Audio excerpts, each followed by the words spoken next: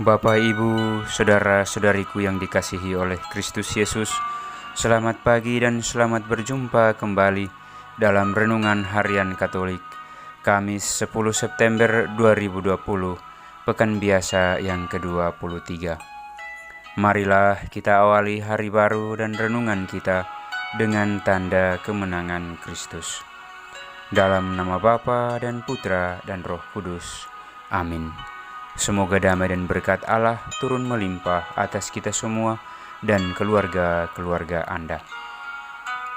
Tema renungan kita pada hari ini yaitu kasih itu murah hati. Saudara-saudariku yang dikasihi oleh Kristus Yesus, melalui bacaan-bacaan dalam liturgi Gereja Katolik pada hari ini, kita diajak untuk merenungkan hal yang paling mendasar dalam kehidupan kita, namun seringkali sulit untuk dihayati dalam tutur kata dan tindakan nyata, yaitu kasih. Santo Paulus dalam bacaan pertama menuliskan kepada kita demikian: Saudara-saudara, pengetahuan menjadikan orang sombong, tetapi kasih itu membangun.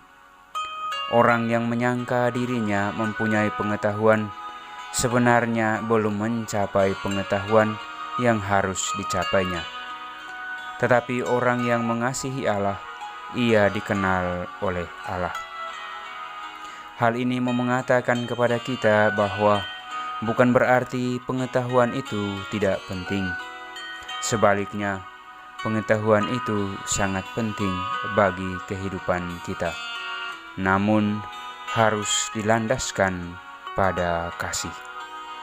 Sementara dalam bacaan Injil pada hari ini yang diambil dari Injil Lukas bab 6 ayat 27 sampai 38. Di sana kita mendengar dengan begitu baik bagaimana kasih itu harus dihayati dan dilaksanakan dalam kehidupan kita sehari-hari. Yesus menyampaikan demikian bahwa kita mesti mengasihi musuh-musuh kita, berbuat baik kepada orang-orang yang membenci kita, meminta berkat bagi mereka yang mengutuk kita, berdoa bagi mereka yang mencaci kita, dan memberikan pipi yang satu lagi bila pipi yang lain ditampar, dan seterusnya. Saudara-saudariku yang dikasihi oleh Kristus Yesus, adakah kita mampu untuk mengasihi musuh-musuh kita? Adakah kita mampu untuk berbuat baik kepada mereka yang membenci kita setengah mati? Adakah kita mampu untuk memberkati mereka yang mengutuki kita? Adakah kita mampu untuk mendoakan mereka yang mencaci maki kita? Sebagai manusia, tentunya rasa-rasanya sulit sekali untuk berbuat baik kepada mereka yang membenci kita, mendoakan mereka yang mencaci maki kita, memberkati mereka yang mengutuki, dan memberikan pipi yang satu bila pipi yang lain ditampar. Yang ada adalah benci melawan benci, musuh melawan musuh, tampar menampar, kutuk mengutuk, dan seterusnya. Namun, sebagai murid Kristus, sekiranya hal itu tidak boleh terjadi. Yang semestinya kita lakukan dan kita hayati adalah kasih yang diajarkan Yesus kepada kita yang kita dengar dalam Injil pada hari ini. Hanya dengan kasihlah orang dapat mengampuni orang lain dan memaafkan orang lain yang bersalah kepadanya. Hanya dengan kasihlah kutuk menjadi berkat, dendam menjadi rahmat.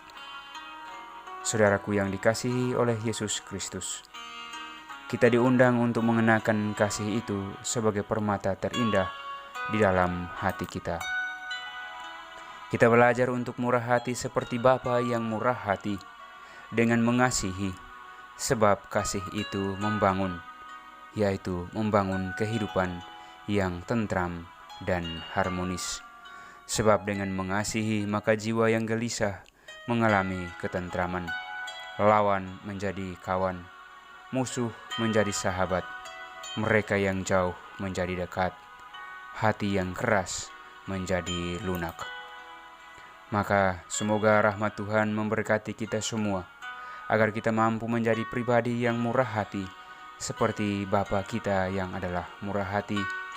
Ia begitu murah hati kepada kita semua, yaitu mengasihi kita dengan kasih-Nya yang tak terbatas. Tuhan memberkati kita semuanya. Amin.